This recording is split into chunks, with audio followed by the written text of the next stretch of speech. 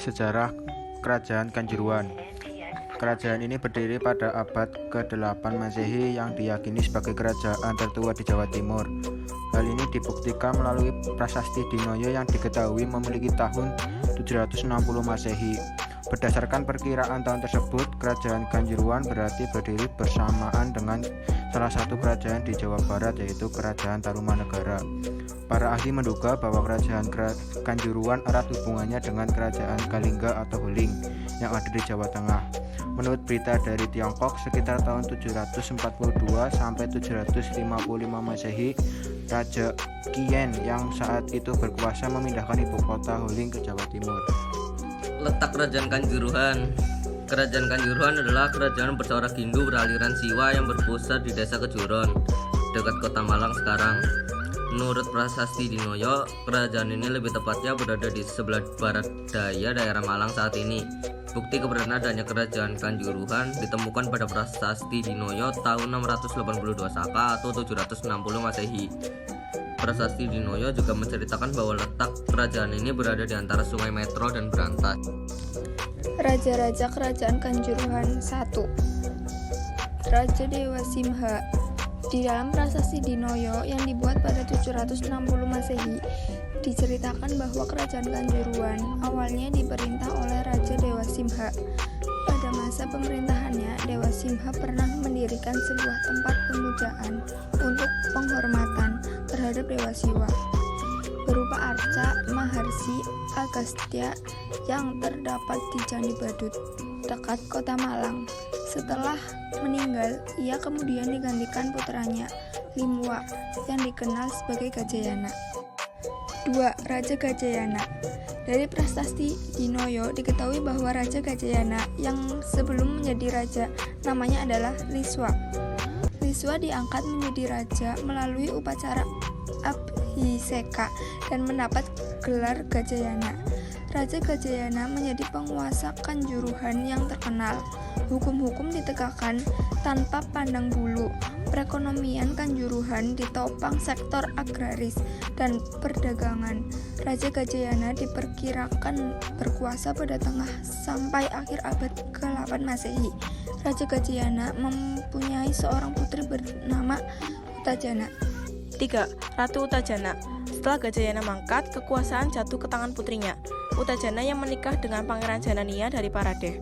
Ratu Utajana bersama suaminya kemudian memerintah warisan ayahnya.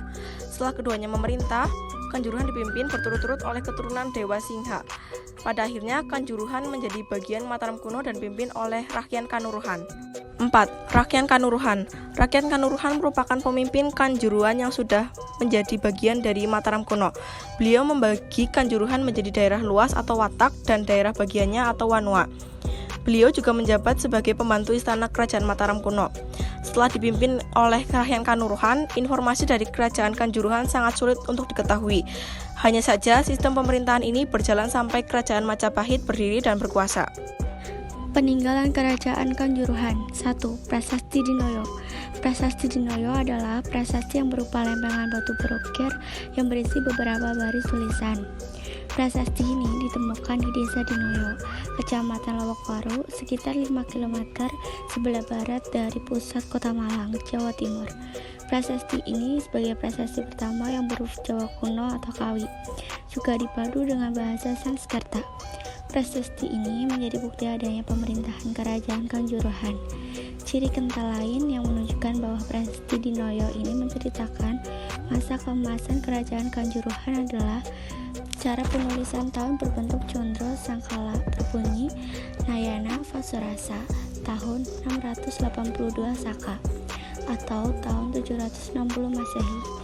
Isi prasasti Dinoyo tersebut memberikan keterangan bahwa pada pertengahan abad ke-8 telah ada kerajaan yang berpusat di Kanjuruhan yang diperintah oleh Raja Dewa Simha, dan disebutkan bahwa raja kerajaan Kanjuruhan yang paling terkenal dan mencapai kemakmuran adalah Gajayana. 2. Candi Badut. Candi Badut ditemukan pertama kali pada tahun 1921 oleh seorang kontroler bangsa Belanda yang bernama Maureen Brecher. Candi Badut pertama kali ditemukan posisinya berada di tengah sawah. sebelum akhirnya seperti sekarang banyak bangunan lain di sekelilingnya. Gajayana mendirikan tempat pemujaan untuk dewa Agastya yang bernama Candi Badut. Disebutkan pula semua arca yang terbuat dari kayu cendana kemudian diganti dengan batu hitam. Di dalam candi tersebut berisikan sebuah lingga dan arca Putikeswara yang merupakan lambang Agastya yang selalu digambarkan seperti Siwa dalam wujudnya seperti Mahaguru. Ya, Prasasti Sangguran. Prasasti Sangguran merupakan peninggalan Kanjuruhan yang juga masih ada hingga sekarang. Lokasinya terletak di Kota Malang. Fungsinya untuk meresmikan desa Sangguran menjadi sebuah cagar. 4. Candi Karangbesuki. Terletak di Dusun Gesek, Karangbesuki, Sukun, Malang. Lokasinya kurang lebih 1,5 meter arah utara Candi Badut. Candi Karangbesuki diperkirakan mulai dibangun pada abad 8 Masehi di masa Raja Gajayana dari Kerajaan Kanjuruhan. Jika melihat relief pada Anterfix dan sisa reruntuhan struktur bangunannya, candi ini cenderung berlagam Jawa Tengah. Ukurannya sedikit lebih kecil dari Candi Badut. Masa kejayaan. Dari prasasti Dinoyo diketahui bahwa Raja Gajayana yang beragama Siwa memerintah dengan adil dan mencintai rakyatnya. Di bawah kekuasaannya, Kerajaan Kanjuruhan mencapai puncak kemasannya. Kerajaan Kanjuruhan mengalami perkembangan pesat dalam bidang pemerintahan, sosial, ekonomi, ataupun seni budaya. Wilayah kekuasaan meliputi daerah Malang, lereng timur dan barat Gunung Kawi, dan ke utara hingga pesisir Laut Jawa. Selama masa pemerintahan Gajayana, jarang terjadi peperangan, pencurian, dan perampokan karena raja selalu bertindak tegas sesuai hukum. Hukum yang ditegakkan sehingga pemerintahan dan kehidupan berjalan dengan tertib. Selain hukum, sektor pertanian dan perdagangan juga berkembang pesat. Sektor pertanian berkembang dengan didukung kondisi geografis, sedangkan sektor perdagangan menghasilkan barang-barang tertentu yang menjadi komoditas dagang berkualitas. Runtuhnya Kerajaan Kanjuruhan. Keberadaan Kerajaan Kanjuruhan tidak bertahan lama. Pada awal abad ke-10, ketika Rakai Watukura dari Mataram kuno berkuasa, Kerajaan Kanjuruhan berada dalam kekuasaannya. Para penguasa Kerajaan Kanjuruhan menjadi raja bawahan dengan gelar Rakyat Kanurahan.